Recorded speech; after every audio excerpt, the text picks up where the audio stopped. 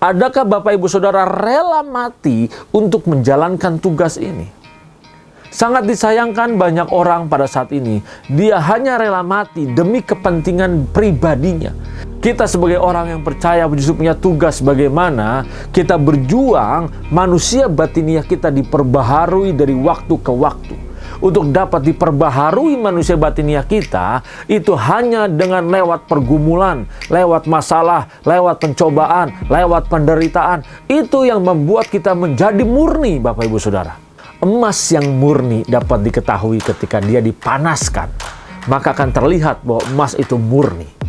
Bapak Ibu Saudara dan saya, kalau kita mau dikatakan memiliki iman yang murni di hadapan Tuhan, berarti harus dibuktikan. Dibuktikan melalui segala penderitaan, permasalahan, pencobaan, tantangan. Ini semua pergumulan-pergumulan ini yang menggesek, yang memanaskan iman kita.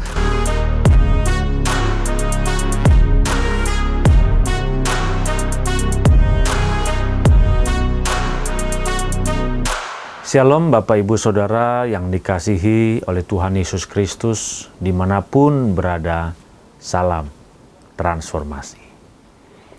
Di dalam kehidupan kita sering sekali kita takut mati. Tidak sedikit orang percaya dan tidak percaya, mereka takut mati di dalam kehidupan ini.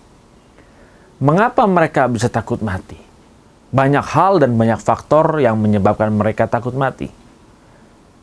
Yang pasti orang yang takut mati karena dia belum siap. Dia belum siap untuk bertanggung jawab, untuk mengakhiri kehidupannya di dunia ini, karena mereka tidak pernah melakukan apa yang menjadi tugas yang Tuhan berikan dalam kehidupan ini. Bagaimana dengan Bapak Ibu Saudara yang menyaksikan tayangan ini?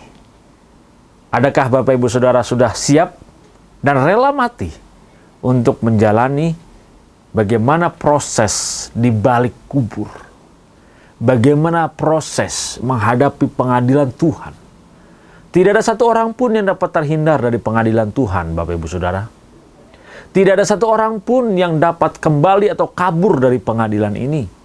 Tidak ada di sini proses KKN karena percaya Tuhan Yesus Kristus makanya bebas dari pengadilan. Tetapi disinilah setiap kita akan telanjang. Setiap apa yang kita pikirkan, apa yang kita perkatakan, apa yang kita lakukan, semua akan diadili seadil-adilnya. Karena kita tahu Tuhan itu adil. Dia tidak dapat berbuat KKN. Walaupun kita percaya dia sebagai Tuhan, tetapi tetap dia akan mengadili berdasarkan apa yang Bapak Ibu Saudara dan saya lakukan ketika kita masih hidup di dunia ini. Banyak orang berpikir bahwa, tapi kan saya sudah percaya Yesus sebagai Tuhan dan Juru Selamat, maka saya tidak akan lagi diadili. Bukan seperti itu Bapak Ibu Saudara. Justru ketika kita percaya Yesus sebagai Tuhan dan Juru Selamat, dia tidak pernah berlaku KKN karena mungkin dibilang banyak orang ada darah Yesus makanya kita bebas, kita di-bypass, tidak mengalami pengadilan. Orang percaya tidak percaya Yesus, dia tetap sama-sama akan diadili perbuatannya. Pengadilan Tuhan akan mengadili apa yang Bapak Ibu Saudara dan saya lakukan sejak kita hidup di dunia ini. Perilaku apa yang kita lakukan, perbuatan apa yang kita lakukan. Bahkan tugas apa yang sudah kita selesaikan sejak kita hidup di dunia ini. Adakah Bapak Ibu Saudara rela mati untuk tugas yang diberikan? Ataukah justru kita rela mati hanya demi untuk kepentingan diri kita sendiri? Bapak Ibu Saudara dikasihi oleh Tuhan Yesus Kristus, mari kita membaca firman Tuhan yang terambil dari Yohanes 19 ayat 30.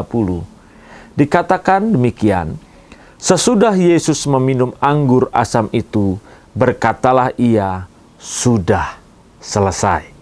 Lalu ia menundukkan kepalanya dan menyerahkan nyawanya. Tuhan kita, junjungan kita, Tuhan Yesus Kristus, sebelum dia menundukkan kepala menyerahkan nyawanya, dia berkatakan, sudah selesai.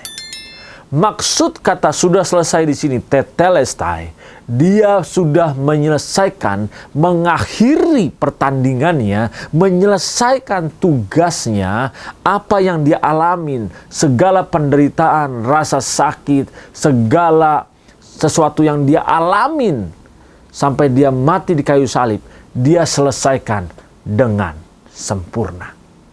Bagaimana dengan kehidupan kita?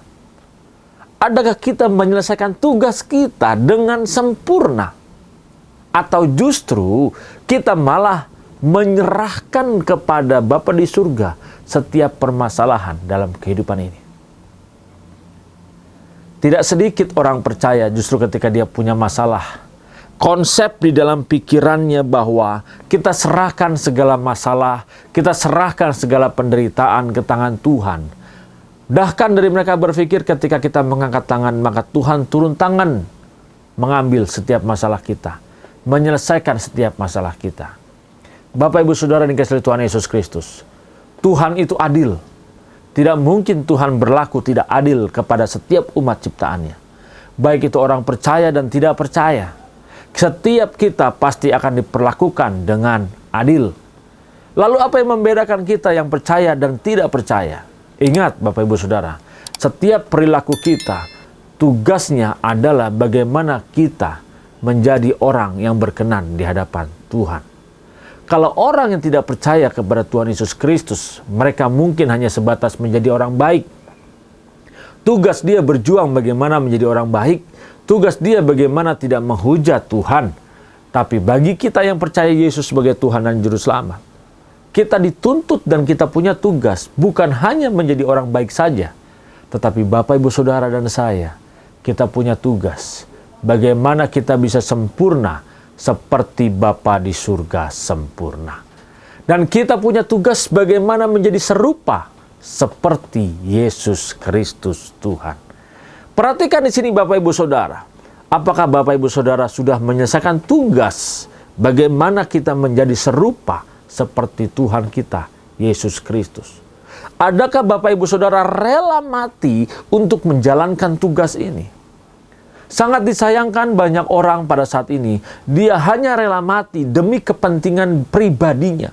Dia rela mati demi kepentingan jiwanya, demi memuaskan hasratnya, demi menyenangkan keinginannya. Dia rela mati, dia rela melakukan apapun hanya untuk dirinya pribadi. Tetapi setelah itu, ketika dia mengalami kematian dan pulang ke rumah Bapa, dia tidak dapat mempertanggungjawabkan apa yang menjadi tugas yang diberikan. Sudahkah dia sempurna di hadapan Bapa? Kita sebagai orang yang percaya justru punya tugas bagaimana kita berjuang manusia batiniah kita diperbaharui dari waktu ke waktu. Untuk dapat diperbaharui manusia batiniah kita, itu hanya dengan lewat pergumulan, lewat masalah, lewat pencobaan, lewat penderitaan. Itu yang membuat kita menjadi murni, Bapak Ibu Saudara. Emas yang murni dapat diketahui ketika dia dipanaskan, maka akan terlihat bahwa emas itu murni. Bapak Ibu Saudara dan saya, kalau kita mau dikatakan memiliki iman yang murni di hadapan Tuhan, berarti harus dibuktikan. Dibuktikan melalui segala penderitaan, permasalahan, pencobaan, tantangan. Ini semua, pergumulan-pergumulan ini yang menggesek, yang memanaskan iman kita, supaya terbukti bahwa kita benar-benar beriman kepada Dia. Karena orang yang beriman, dia pasti tunduk. Orang yang beriman, dia pasti taat, dia pasti melakukan tanpa membantah, tanpa menyepelekan, dia pasti menyelesaikan setiap tugas. Adakah Bapak Ibu Saudara dan saya saat ini, kita rela mati untuk demi manusia batiniah kita sempurna? Kalau kita masih sedikit-sedikit menyerahkan masalah kita kepada Tuhan, sedikit-sedikit menyerahkan segala permasalahan kita di kaki Tuhan, berarti kita belum rela mati. Orang yang rela mati, apapun yang dia hadapin, masalah, tantangan, pencobaan, kesulitan, dia hadapin, dia rela mati, karena dia tahu semua masalah itu untuk memurnikan manusia batiniahnya. Mari Bapak Ibu Saudara dikasihi oleh Tuhan Yesus Kristus, Jangan kita gentar, jangan kita dikit-dikit menyerahkan kepada Tuhan, tetapi kita harus sedikit-sedikit bertanya kepada Bapa di surga, apa yang harus kita lakukan agar dapat menyelesaikan tugas yang Bapa berikan saat kita hidup di dunia ini. Ingat, fokus kita bukan menyerahkan masalah kita, tapi fokus kita menyelesaikan masalah kita. Tapi kita harus menyelesaikan masalah kita dengan cara yang Bapa inginkan. Karena cara itulah yang menyenangkan Bapa di surga. Mungkin orang menyakiti kita, kita bisa menyelesaikannya dengan membalas orang yang menyakiti kita. Tapi apakah itu menyenangkan Bapa di surga? Ketika ada orang menyakiti kita, tapi kita menghadapinya dengan rendah hati, kita memaafkan dia. Justru itulah caranya yang menyenangkan Bapa di surga. Mari kita merubah cara berpikir kita. Matikan setiap emosi kita. Matikan setiap keegoisan kita. Matikan setiap kecongkakan kita. Itu tugas kita agar manusia batinia kita sempurna di hadapan Bapa di surga. Tuhan Yesus Kristus memberkati. Salam transformasi.